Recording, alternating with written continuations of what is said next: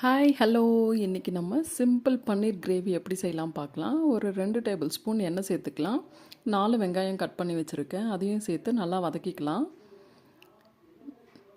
வெங்காயம் வதங்க உப்பு சேர்த்துக்கலாம். உப்பு சேர்த்துட்டு 2 பல்லு பூண்டு, ஒரு துண்டு இஞ்சி, 6 முந்திரி கேஷ்யூ நட்ஸ் சேர்த்துக்கலாம். சேர்த்துட்டு எல்லாம் ஒரு நல்ல பிங்கிஷாக வர அளவுக்கு வதக்கிக்கலாம். வெங்காயம் பிங்கிஷாக ஆகிற அளவுக்கு. இப்போ 2 தக்காளி சேர்த்துக்கலாம்.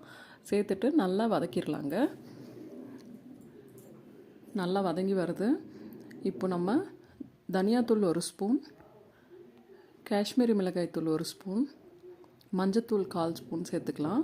சேர்த்துட்டு நல்லா மிக்ஸ் பண்ணிவிட்டு அடுப்பை ஆஃப் பண்ணி ஆற வச்சிடலாங்க. நல்லா ஆறுனதுமே ஒரு மிக்சர் ஜாரில் போட்டு அரைச்சி வச்சுக்கலாம் இந்த கிரேவியை. இப்போது ஒரு பேனில் 2 குழிக்கரண்டி எண்ணெய் சேர்த்துக்கலாம். ஒரு துண்டு பட்டை, 2 ஏலக்காய், ஒரு பிரியாணி இலை சேர்த்துட்டு நம்ம அரைச்சி வச்சுருக்க இந்த கிரேவியை இதோடு சேர்த்து நல்லா மிக்ஸ் பண்ணி விட்டுக்கலாம். நல்லா மிக்ஸ் பண்ணிவிட்டு தேவையான அளவுக்கு தண்ணி சேர்த்துக்கலாங்க. தண்ணி சேர்த்து நல்லா மிக்ஸ் பண்ணி விட்டுக்கோங்க.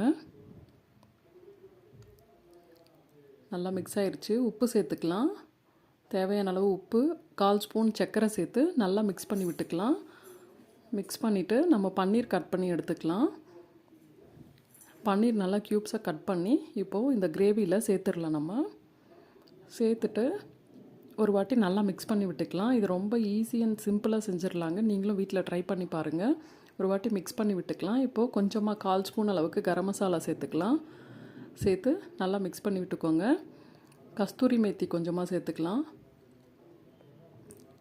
சேர்த்துட்டு ஒரு பிளேட்டை க்ளோஸ் பண்ணி ஒரு 5 மினிட்ஸ் விட்டுடலாம். விட்டு எடுத்தோன்னா நம்மளோட பன்னீர் கிரேவி ரெடி ஆகிடும். இப்போது நம்ம சப்பாத்தியோட பன்னீர் கிரேவி சர்வ் பண்ணிக்கலாம். சூப்பராக இருக்கும். நீங்களும் ட்ரை பண்ணி பாருங்கள். தேங்க்ஸ் ஃபார் வாட்சிங். Please like, share and subscribe.